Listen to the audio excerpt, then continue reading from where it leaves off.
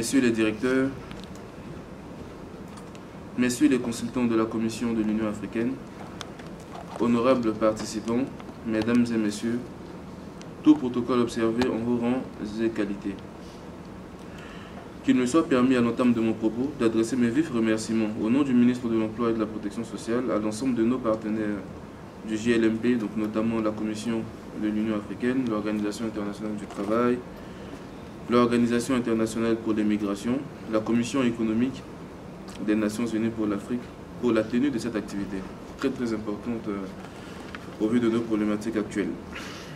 Mes remerciements vont également à l'endroit des consultants de la Commission de l'Union africaine pour le partage d'expériences et l'accompagnement dont a bénéficié notre pays, ainsi qu'à l'ensemble des experts qui ont accordé un intérêt particulier à cette session de renforcement de capacité, d'une importance très capitale. Mesdames et messieurs, cette session de formation donc, nous a permis d'arriver à, je dirais, 4 axes principaux qui se dégagent dans l'ensemble. Premièrement, de rappeler les principales conclusions des sessions de groupe de travail, de discussion, en même temps, et de faire la revue des 3 domaines prioritaires. Je pense que ça a été rappelé tout à l'heure par le soutien. Donc, ensuite, deuxièmement, d'effectuer une évaluation sommaire des capacités des acteurs clés dans chacun des 3 domaines prioritaires qui ont été donc identifiés. Voilà, donc vraiment la communication sur la discussion et donc l'évaluation sommaire qui est réalisée. Troisièmement, de discuter des principaux besoins de renforcement de capacité des acteurs clés dans les 3 domaines prioritaires retenus pour le mentorat. Et de définir un programme de coaching à distance de 2 mois pour chacun des 3 domaines prioritaires. Honorables invités, mesdames et messieurs, les thématiques abordées sont des questions d'actualité et restent les préoccupations majeures auxquelles sont confrontés les principaux acteurs en charge de la gestion de la migration de main-d'œuvre, qui est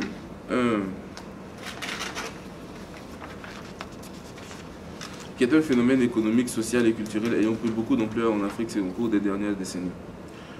À cet effet, les différentes interventions, les débats interactifs et les travaux de groupe qui ont été programmés au cours de ces 4 jours ont notamment mis en évidence les domaines dans lesquels des accompagnements sont nécessaires pour adresser de manière efficace la problématique de la migration de main-d'œuvre. Au total, on peut retenir, premièrement, au niveau déjà de la protection sociale donc des travailleurs, c'est le développement et la mise en œuvre d'une campagne de communication, une communication vraiment à grande échelle. Parce qu'encore une fois, on est dans des économies où je dirais que la connaissance et le taux d'alphabétisation restent assez faibles. Donc il faut vraiment propager l'information au maximum pour pouvoir en fait atteindre et leur faire comprendre l'existence de toutes ces mesures qui peuvent leur permettre d'être des solutions efficaces pour eux-mêmes déjà, donc de manière générale.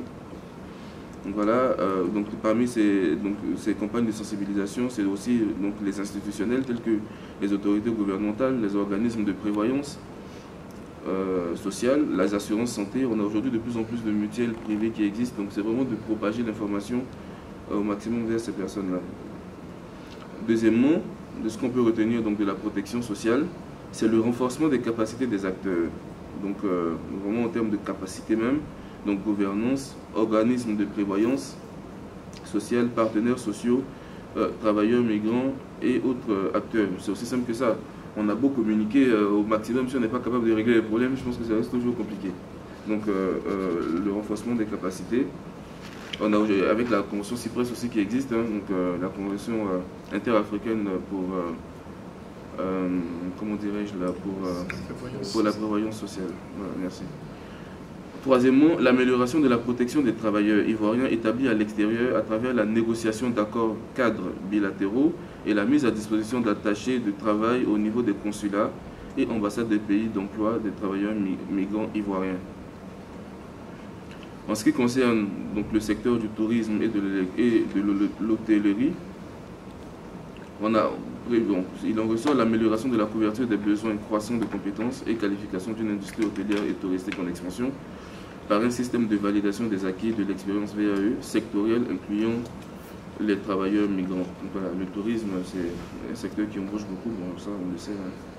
La promotion d'une stratégie optimale de valorisation des compétences de la diaspora ivoirienne. La mise en place d'un système favorisant l'intégration de la gestion de la migration de main-d'œuvre dans des dispositifs actuels offrant un potentiel à cet effet, donc système de gestion des compétences, et qualification, validation des acquis de l'expérience VAE, homologation des diplômes, et ainsi de suite.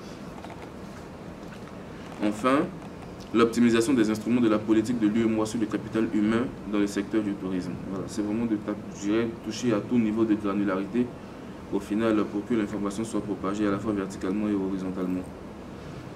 Distingués invités, distingués participants, malgré le contexte difficile de la gestion de la migration dans notre pays, je reste persuadé que la tenue de cette session de mentoring et coaching ne peut que tomber à point nommé au regard des différentes conclusions qui nous ont été restituées. Elle devrait nous permettre d'affiner une stratégie nationale proactive et non réactive. Encore une fois, on règle toujours mieux les problèmes lorsqu'ils ne sont pas encore effectivement arrivés. Impliquant l'ensemble des parties prenantes et prenant en considération les recommandations issues de la présente session et des séances de coaching à venir. Je vous exhorte vivement à mettre ces connaissances en pratique, à cultiver le partage de l'information et l'intégrité afin d'atteindre notre objectif commun de la gestion efficace de la migration de la main-d'œuvre.